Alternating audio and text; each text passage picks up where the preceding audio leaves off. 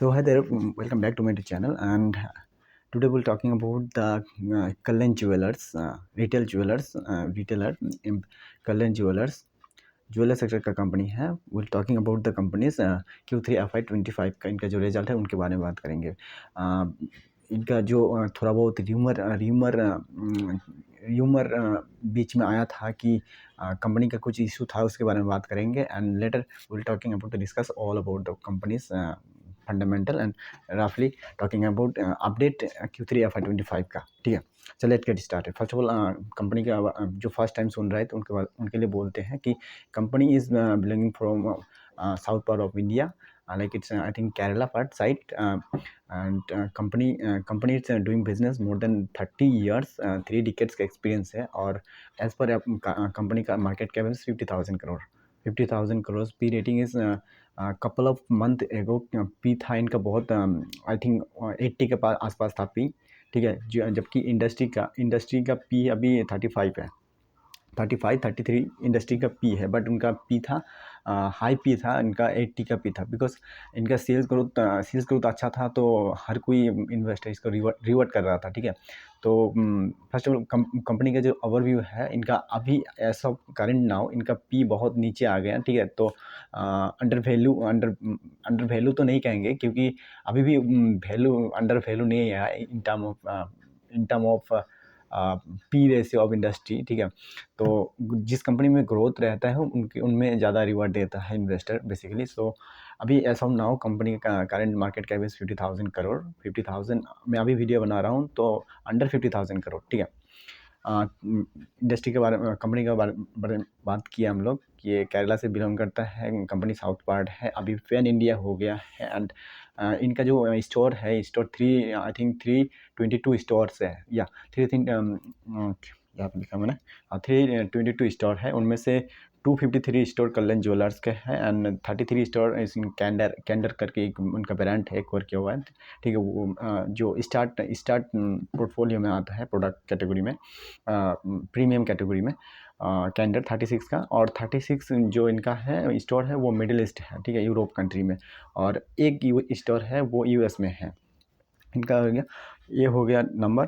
इसके बारे में बात करते हैं. इसके बाद हम बात करते हैं इनका जो माई कल्याण स्टोर करके है, grass root store. More than 1000 store है इनका.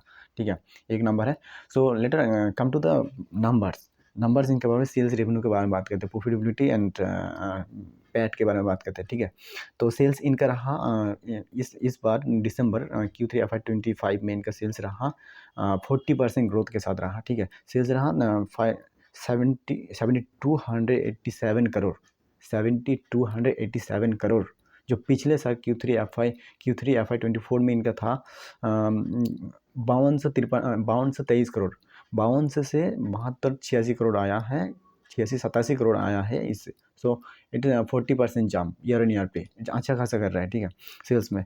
ऑपरेटिंग प्रॉफिट मार्जिन की बात करें तो operating profit margin is very linear. It is only 6%. मतलब प्रॉफिट में 100 रुपये का मतलब व्यापार करके 6 रुपये कमा रहे हैं. ठीक है, सो बट ऐसा कंपनी अभी ग्रोथ जोन में है तो कर रहे हैं. ठीक है, तो कंपनी का कहना है कि ऑन एन एवरेज साल में ये 7% ऑपरेटिंग प्रॉफिट मार्जिन में रहता है. EBITDA की बात करें तो EBITDA इज नाउ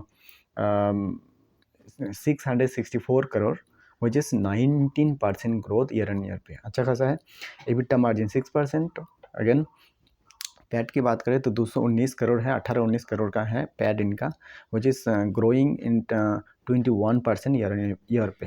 ठीक है, पैट इनका पैट पिछले साल में था 180 करोड़, अभी पैट बढ़ के हुआ 218 करोड़. ठीक है, ये है पैट मार्जिन जो है इनका तो 3.4%, नियरली 3 to 5 के अंदर रहता है इनका पैट मार्जिन.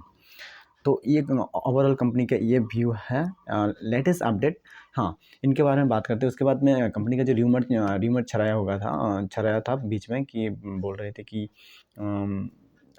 इनका प्राइवेट जेट एयरक्राफ्ट क्या बोल रहे थे उनके बारे में, एयरक्राफ्ट खरीद रहे थे, जेट बेच रहे थे, वैसे एक ही र्यूमर था. उसके बाद क्या बोल रहे थे, हाँ, उनका फ्रेंचाइजी मॉडल लेके थोड़ा बहुत इधर उधर का बातचीत हुआ था कि फ्रेंचाइजी मॉडल का कुछ मैटर था उसमें. तो वो था एक। और बीच में और एक था कि इन्वेंट्री, बट कंपनी एक बार कॉन कॉल मैनेजमेंट के साथ, मतलब कॉन कॉल क्लैरिफिकेशन दिया है था, उसके बाद फिर एक बार कॉन कॉल किया था, तो उनमें क्लैरिफिकेशन दिया हुआ है कि ये सब कुछ नहीं है, बस बीच में उनका जो एक्चुअल एक्चुअल डेफिशिएंसी है वो है उनका क्या बोलते हैं, इन्वेंट्री में। इन पिछले क्वार्टर के इन्वेंट्री अब इस क्वार्टर में ज़्यादा रह गए, तो वो इन्वेंट्री इशू था, तो वो उतना बड़ा ज़्यादा प्रॉब्लम नहीं था। एंड इनका बिकॉज इनका प्रॉब्लम इन्वेंट्री के पीछे प्रॉब्लम था कि इनका जो कस्टम ड्यूटी, गवर्नमेंट का जो कस्टम ड्यूटी डिडक्ट किया था, उसकी वजह से वो प्रॉब्लम था। So none other them nothing is bad in this in this time country as all. मतलब कंपनी अच्छा खासा कर रहा है, कंपनी में कोई दिक्कत नहीं है, कंपनी का सेल्स ग्रोथ अच्छा है, कंपनी का सिर्फ इन्वेंट्री में था, और वो भी रेट कार्ड की वजह से, रेट कार्ड के तो मतलब कस्टम ड्यूटी की वजह से। सो ओवरऑल कंपनी अच्छा कर रहा है।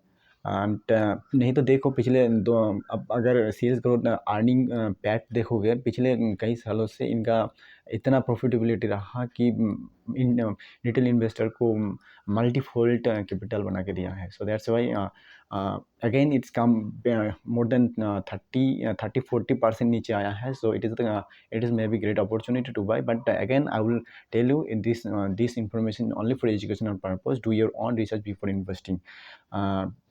अब मेरा डिस्क्लेमर है, do your own research before investing, it is only for educational purpose. Thank you so much, all the best, and मिलते हैं किसी अगले वीडियो में, तब तक जय हिंद।